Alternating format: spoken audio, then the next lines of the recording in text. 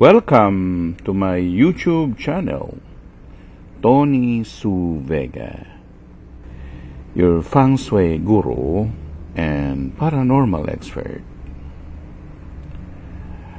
Mga kababalaghan na tunay na nangyari. True to life stories. Story number 34. Angel Gabriel. Naganap ito ng mga taong 1990s. Ang mga kasamahan namin sa Frank's Mall and Associates at La Perla Sugar, Sharon, Des, Nilda, Melody, Roxanne, Carrie, ako. Gumagawa kami ng isang reenactment para palayain ang pangyayaring iyon sa past life namin. Pinaghahanap ng mga may kapangyarihan ang mga gumagawa o nagpa-practice ng mahika o sining na hindi pangkaraniwan at hindi umaayon sa batas ng relihiyong Katolika, Iglesia Romana. At pinagbintangan ang mga taong ito na mangkukulam at kailangang patayin. Isa rito si Sharon. Nahuli si Sharon na sa katotohanan ay hindi talaga nagba-black magic. Parang kaso ni Joan of Arc. Malapit si Sharon sa Panginoong Diyos at marami itong pinapangyari sa past life na noon ay hindi pangkaraniwan at tunay naman na kamangha-mangha at nakakapagsuspecha.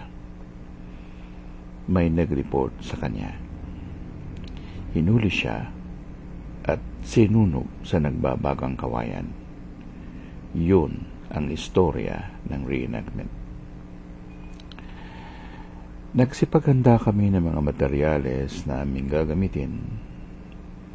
Kawayan, manikang basahan na umaaktong si Sharon, pampaliyab ng apoy o gas o kerosene, mga tuyong damo, at tinatawag ko na nga ang lahat ng sangkot sa eksenang yon na nagdaang buhay. Madrama ang pagkonjure. Punong-puno ng damdamin. Subalit, iba ang naganap.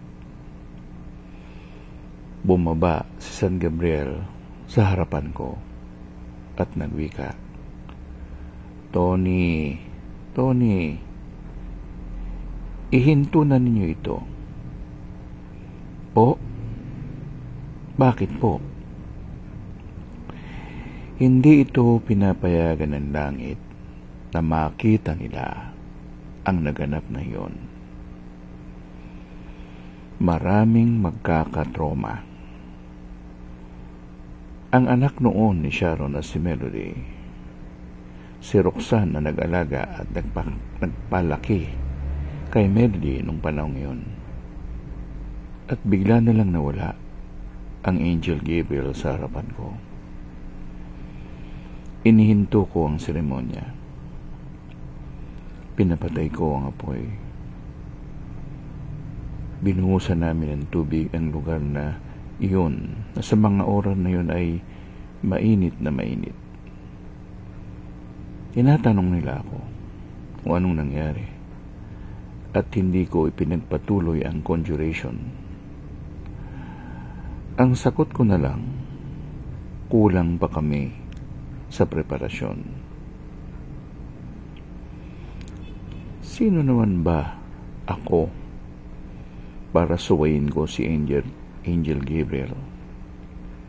Siya ang naghahawak o tumatangan ng lihim ng mga nilalang ng may likha.